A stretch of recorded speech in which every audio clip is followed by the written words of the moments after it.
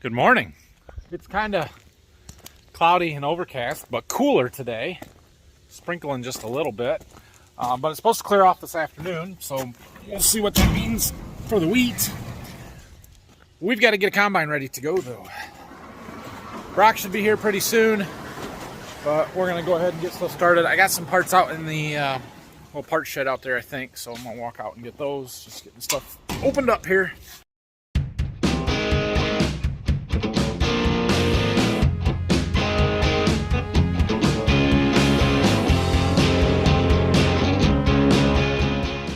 Okay, well, inside those boxes are a bunch of skid plates, and then there's the big ones underneath. So those, the ones in the boxes, are for like here. We had a couple that I had Brock replace last week, but we didn't have enough. All these ones that are wearing through the sides I want to replace, and then those big ones go on these ends. And for the most part, they're okay, but then you get this spot like this, and it's completely gone. And you guys remember when I'm doing beans, and it starts to get damp at the evenings or when it gets dark, I'll have trouble pushing on the ends here. I'm pretty sure that edge is why. So I think replacing those skid plates will help.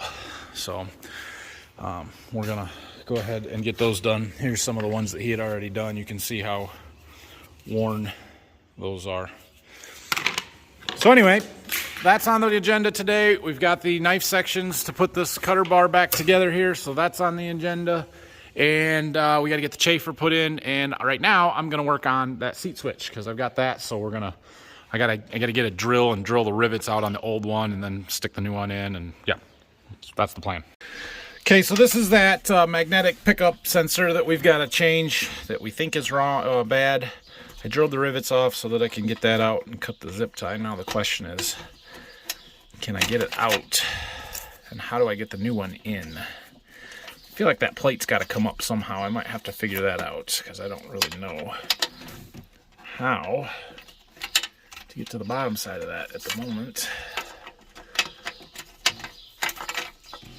Yeah, this is going to be tricky. Okay, well, it turns out there's a little tab down here, and if you just bend that, then this whole thing folds up. So I got the old one out, and I've got the new one kind of put in place. I need to pop rivet it down, arrows facing forward, so they can give you some rivets. Stick in there. Get the other one.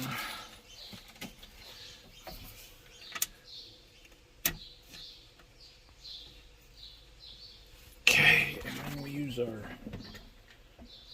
handy dandy rivet gun. Okay, try this again. There. Easy enough. So then that piece breaks off, and it's securely fastened. Now we need to get a zip tie on here and then make our connection. Okay, that end looks good. I gotta bend that tab back so that catches.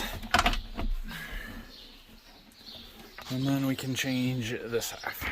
Alright, well, that's installed. So when you sit on the seat, it pushes this down, aligns the magnets, and it's supposed to send a signal telling the combine, hey, he's sitting in the seat. Okay. So the question is, does it work? We gotta take our jumper wire out back here and plug it back in. Good news.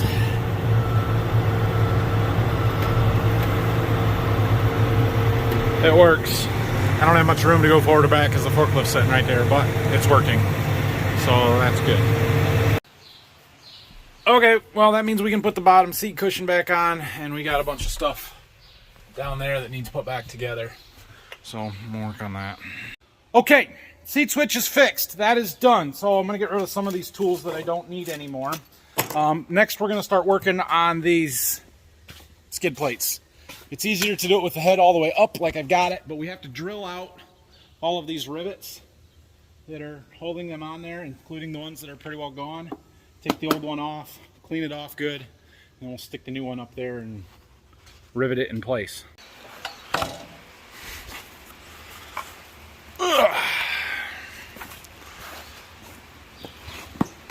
Well, might need a screwdriver or a pry bar. Or not. Oh, now we gotta get all those rivets knocked out of the holes. We gotta get all this dirt off of there. Fun. I got all those rivets out, got it cleaned up, and I'm comparing the old versus the new, and just making sure all the hole patterns line up and match. You can see this area here was the worst for the wear, but right here it's super thin, and it wasn't going to take long to wear through that. So yeah, definitely should see an improvement with the new one. So we got to put that up there and then use these rivets. These are pretty big rivets. 3/16 by a quarter, and you got to use the giant rivet gun for these. Okay, well, it turns out those rivets in that box that I had here, they weren't all the same, and some of them were too small. Most of them were too small. I think they're actually a 1/4 inch rivet, not a 3/16. So I put in the ones that I could. Some of them, a couple of them were right. Some of them had a smaller flange on the head that they'll work, but I'm gonna run to the hardware store, see if I can find the right ones. We've also got these hammer-in rivets that they're okay. They're not my favorite. We'll use those on these ones across the center, the smaller ones there. And yeah, so Brock is here. He's working on drilling those out and changing those. I'm gonna run and see if I can find some more rivets. Also, for about 3 minutes here, it just rained really hard and probably eliminated any chance we have of actually combining wheat today. But we'll see. Like I said, it's supposed to clear off this afternoon, I think. At least that's what Dad told me. So, who knows? How are we doing here? Yeah, I got a nice smash on my finger too. Hey. Ah, that's a good idea. The problem with them hammer-in rivets is you gotta hold them and your thumb is right there, and yeah, tape them in. That makes sense. All right, I got some rivets so we can finish that one on the end and keep working across here. Okay, I got this one off and cleaned up and all the holes cleaned out, so we're ready to put the new one on. Again, you can see there's a giant wear spot right here. I think there was, yeah, I guess just the one rivet that was completely, the hole was gone, but two of them had already, the heads had completely wore off here and on that one. So yeah, I think this one has already been replaced because these were hammer-in rivets, not the pop rivets. And I believe originally they were all pop rivets. So, but yeah, I'm pretty sure that that was causing some of my dragging hang-up issues, you know? So, Brock's maybe halfway across there. You guys want to learn how pop rivets work? Why not, right? This is a pop rivet. So it's basically a nail, kind of backwards. There's a little bit of a head on it right here, and it's in this little aluminum sleeve with a flange.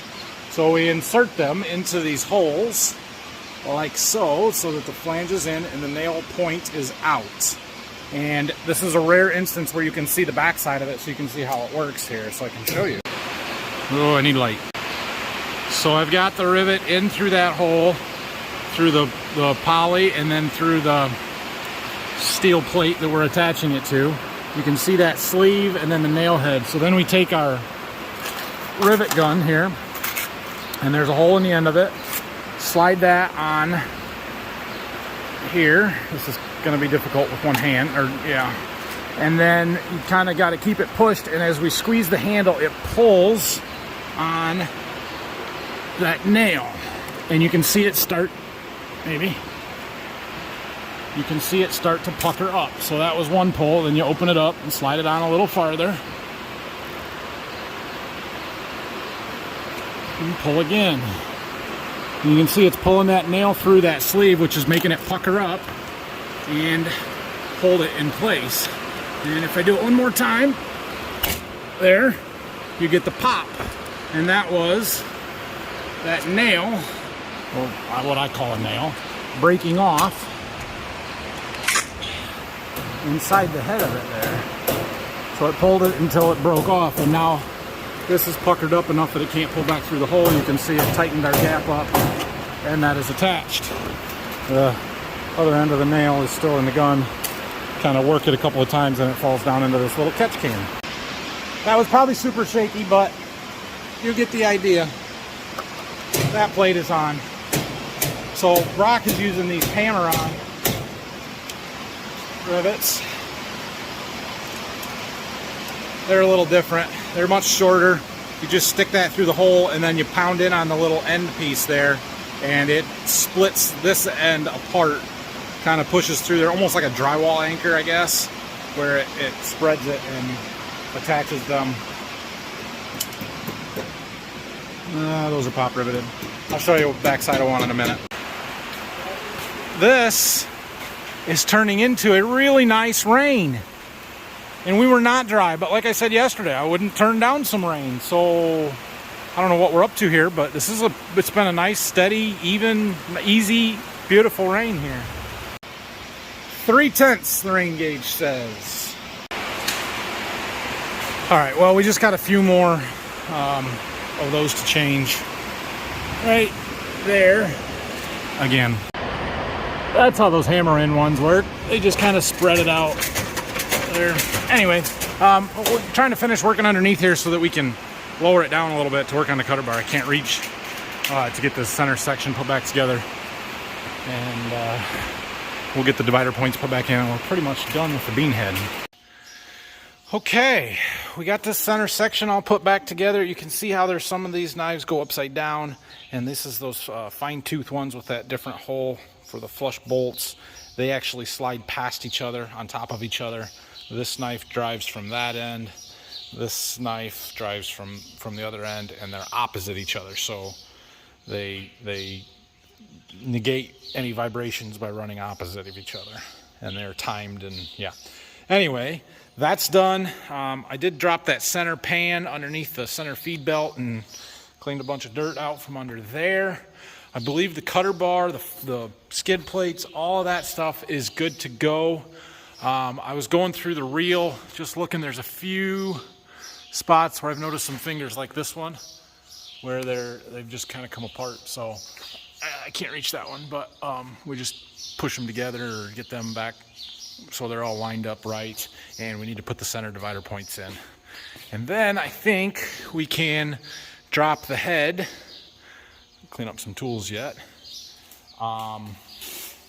And once we get the head dropped, we can pull it out of here and pull the combine ahead so we can get to the back end of it to get that chaffer put back in. Okay, I think we're done with the bean head. So, we're gonna get ready to drop it on the trailer. First thing we're gonna do, lower the reel all the way back down. Or move it up so that we can work on it a little bit easier. We'll pull it all the way in, which it already was. Okay, we'll pick the head up. Now this is a Deere Hydroflex head, and so we have to lock it in rigid mode to combine wheat. And so there's a button over here, I believe this one. And if I push it enough, nope, not that button, maybe this button. There we go, Hydroflex pressure. So we want to turn this Hydroflex pressure all the way up and watch the head, the cutter bar. As I do that, eventually, right, see it? It flexes up.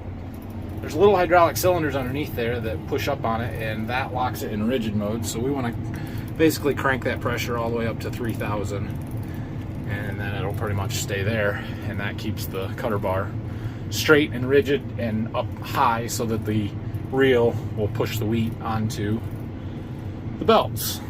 Okay, now we can unhook our hydraulic attachment and drop the head. Okay. Alright, I'm going to leave the combine set right here for a second, and we're going to get that chaffer out, but I want to pull the head out so I can pull the combine back ahead and give me more room behind it. I might need a little more room to get the combine out. Fortunately, I got my handy dandy backup camera so I can make sure that I don't hit anything. Okay, that should be good. Alright, Time to put that chaffer back in there. We should clean that up so we don't have to work in the dirt. That piece that we have to dig out of the tire pile. I suppose you guys want to watch this. How am I going to film it? I need my camera mount. I'll do the best I can. Okay. Let's get it flat. Get on that side, and I'll stay on this side. You gotta be on the sides too. I got it.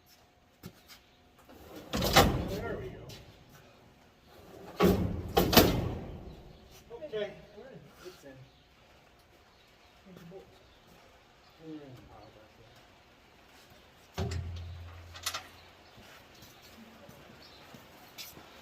We got it.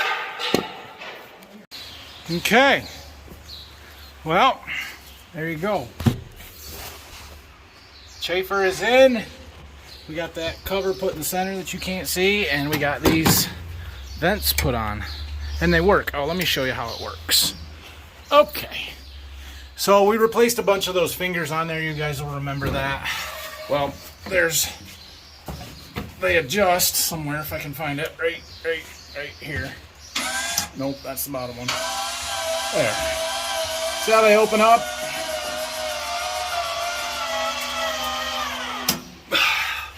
They open up like that. And we can adjust that from the cab, which will affect how the air flows through it and how the grain falls through it. There's another one underneath there you can kind of see.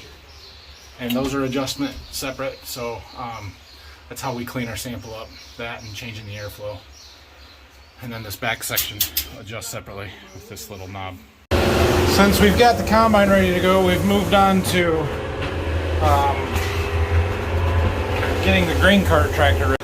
We've got a bunch of monitors and wire harnesses that are in there from spring yet, less nitro alert, that we don't need, so I'm taking them out. And we've got some other stuff that needs to go back in for the scale. Well, it's cleaner for the moment. What is this one for? Oh, that's for the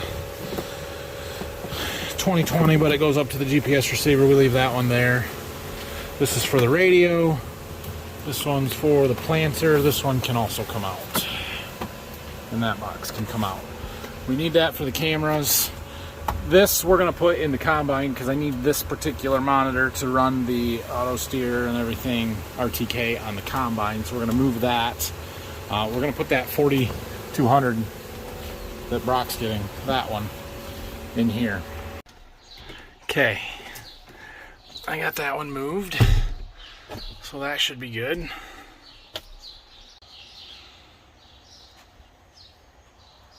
Looks like we need to wash the combine before we use it.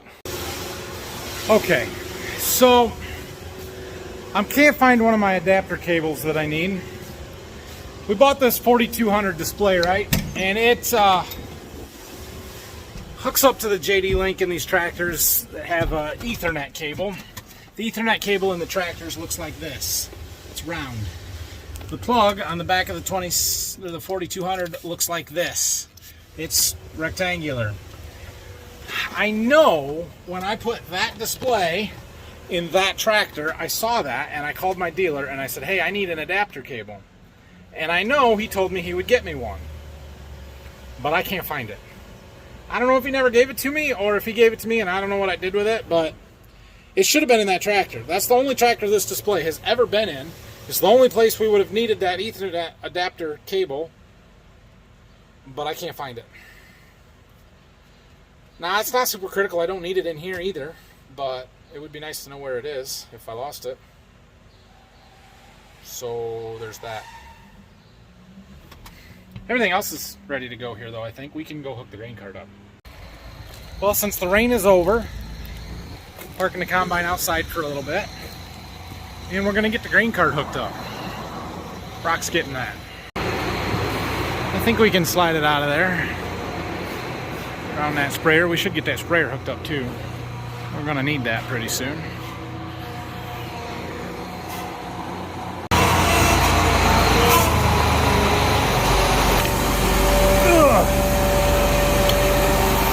Use the pin all spring. Lift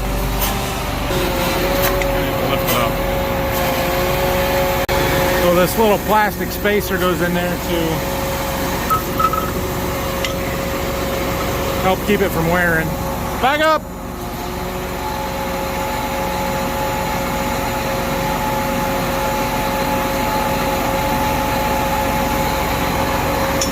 Pull ahead! He missed. He missed again. Back up. There it goes. Okay. Now we've got a mess of wire. Oh. And some hydraulic hook fittings. Alright, we got to get this PTO shaft hooked up. I can't get this bolt out. That's the part that holds it onto that PTO shaft. So Brock's getting a socket. But we've got our 3 hydraulic outlets. 1 is for gate control, 2 is for auger fold and unfold, and 3, I think, is that right? Maybe not. 3 is auger raise. Okay, so 3 is for the auger fold and unfold. 2 is the hydraulic power for the spout in and out, rotate, and the whole auger pivot up and down. That's all the joystick controls. Basically, those hoses come back into the valve blocks that are in there. So, once we get the PTO shaft hooked up, we can take this outside, make sure everything works and unfolds and does what it's supposed to do. It'll run the auto luber to grease all the tracks, although everything was greased before we put it away. There's the auto luber. We need to check the tension on the tracks. We'll do that after we roll it a little bit, and we can open the tarp and check inside, but I think we're in good shape here. This should be ready to go. This cart, we've only run it for 2 years, and it is awesome. This grain cart is awesome. Pulling her out. Okay. Well, I took a minute to learn how to run this display again, or at least attempt, and I figured out how to set up some run pages. So I think that's good. We can run the U-Harvest, the scale system, through this display, but it's a whole lot easier on an iPad. We'll get that in here later. Just hits, yeah. It's not even worth messing with right now. I want to unfold the auger and run the cart and make sure everything is good on it before we park it for the night. Plus, then I can take a picture of the grain cart out here hooked up in the driveway and use it as a thumbnail for this video, which made you watch it. And it worked, didn't it? Forgot to hook up the anti-spin chain. There. Now we're safe. And I wanted to check, yeah, our gates on the bottom are still open.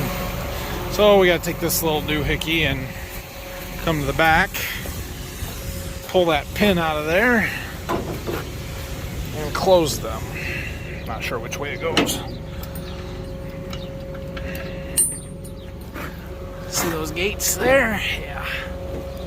Go the other way? No? I'm not sure. Like that. Ugh, move that. Go, go, go, go. Okay. And then we put our pin back in to lock it. Look, there was some corn in there. Hey, them corn kernels are worth $7 a bushel. I'm gonna need you to pick all those up. You're the one who cleaned this last year, weren't you? What are those? I don't know where they came from. I'm sorry. Birds. It was the birds. They flew them into there. I didn't do it. I promise. Is our belt tight? There's a big old dry belt in there. It's like a 7 V-belt all together, and you can detension it here. That's in case you ever plug the auger up and you need to clean it out and turn the horizontal one off. It's tight. Oh no. Them birds again. Dang birds. Oh, that's just pathetic cleaning job. Jay. Oh well. Okay, let's try and run this again. We'll hit our PTO. Okay. And we've got corn coming out the auger. So, should run about, where's my PTO speed? Put it right here. Right there it was, 920. 1,000 RPMs. Goes a little fast. Okay, everything looks and sounds good on the cart. Oh yeah, one more thing. We need to check our track tension. So underneath here, there's a pressure gauge. It should say 1,000. Does it say 1,000? It does indeed. A touch over, but that's okay. These lines here are all for the auto luber. Most of the pivot points on the tracks are all connected to that. So those are good. The idlers all have grease zerks that you have to hit. That's kind of a pain, but it's okay. We'll check this other side here real quick.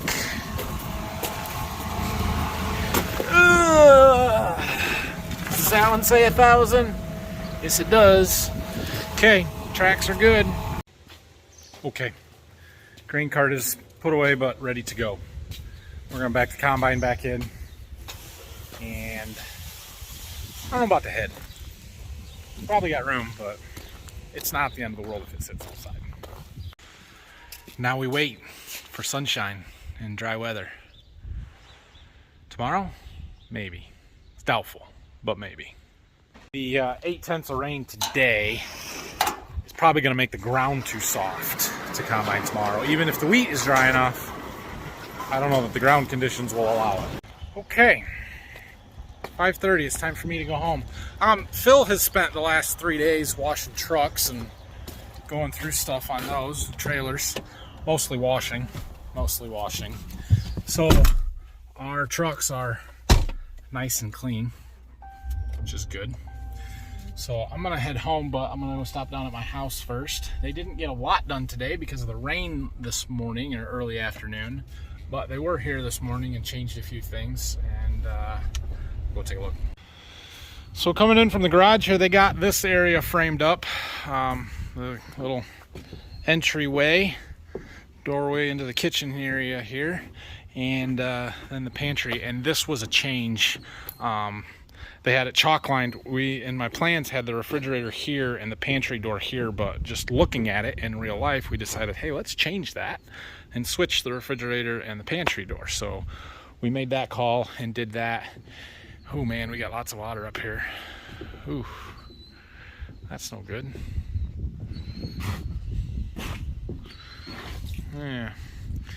And then the other change we made was over here in the kids' bedrooms, the closets. And this room here, this was all one big closet. And Maddie and I were here last night looking at it, and we kind of thought, what if we put a wall in there and made a little closet door out into the hallway here for shelves of games and blankets and whatever else. There's still plenty of closet here for that bedroom, and that makes those 4-foot doors instead of 5-foot doors, and that's a little better anyway because they were gonna swing way out into this room. So yeah, looks good. I don't know about all this water sitting on this OSB here. That seems like not a good thing. Well, I guess I was wrong when I said I should never have water in my basement. I don't know if it counts when there's not a roof on the house yet, but it's kind of raining down here. Which I guess that means it's soaking through the floor, or through the cracks in the floor, and draining. What are you gonna do, right? You're gonna have rain when you're building. There's no way around that. So the pump's working. We're getting rid of the water. It'll be fine.